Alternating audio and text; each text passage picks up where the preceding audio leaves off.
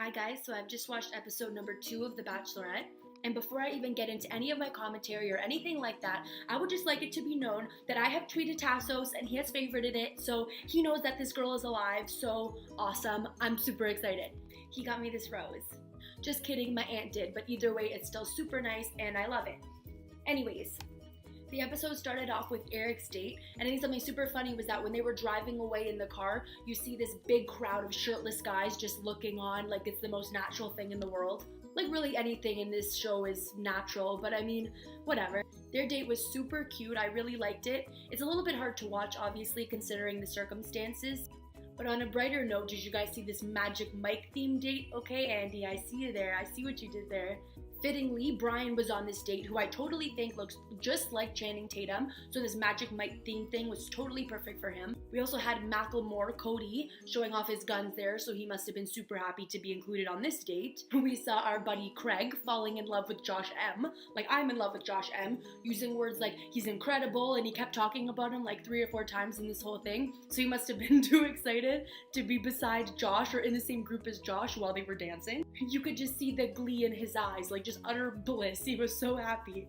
From last season, Charlene, the opera singer and dog lover, decided to join her to watch this escapade that went on, which I'm sure didn't take a lot of convincing. Tassos was obviously amazing and perfect, but that goes without saying. And the second Craig starts drinking, this is when stuff really gets interesting, because once again he brings up Josh M, the love of his life, and proceeds to basically make a fool of himself by jumping in the pool or getting pushed in the pool, and you just pretty much knew while watching that this was a train wreck and that his days were limited, let's just say. As much as he understandably made Andi mad, I'm sorry, I was not ready for him to leave because he was just the most entertainment from this entire episode.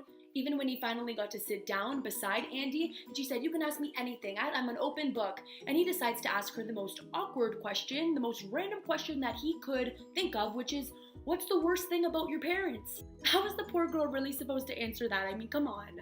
Also at this talking part of the date, there was the opera singer guy who for the second time in 2 episodes has sung opera. So I'm sensing a trend here. Charlene 2.0, I guess.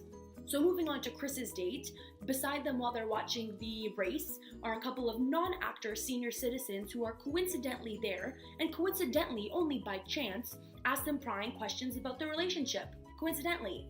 Then they pull a Bachelorette Constant, which is dancing to a band that I've never even heard of. He gets the rose, he also gets the first kiss, and that's the end of that. Honestly, I did not expect Chris to be the one to get the first kiss, but I mean, alright. Moving on to the rose ceremony, Craig decides to make up for one awkward day with another awkward day with his serenade of Andi with his guitar, which was pretty funny and entertaining to watch, but looked very painful to watch from the eyes of poor Andi.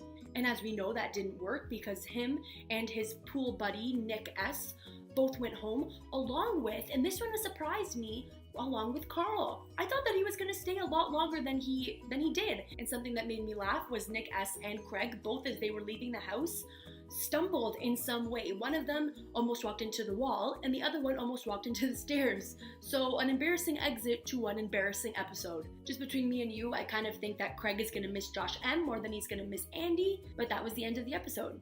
And there's going to be a 2-day episode coming up next week, so expect a commentary for that, probably on Tuesday morning. And thank you for watching this one, and I hope to see you at the next one. And Tassos, if you're watching, that is actually so embarrassing.